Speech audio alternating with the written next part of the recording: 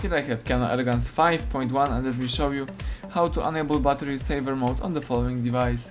So first of all, let me start by using a home screen, tap apps icon, find and select settings.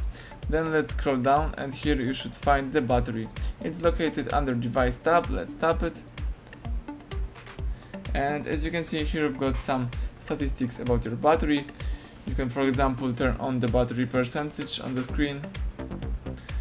You can also choose more key and here you can choose the battery saver. As you can see, you can turn on the battery saver mode by using the following switcher and you can go back. You may also choose battery optimization if you need, and here you can optimize some applications.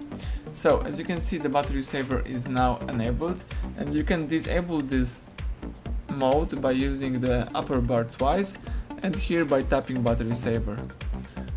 Let me switch off battery saver and then you can use your device in a normal mode. Thank you for watching, please subscribe our channel and leave thumbs up under the video.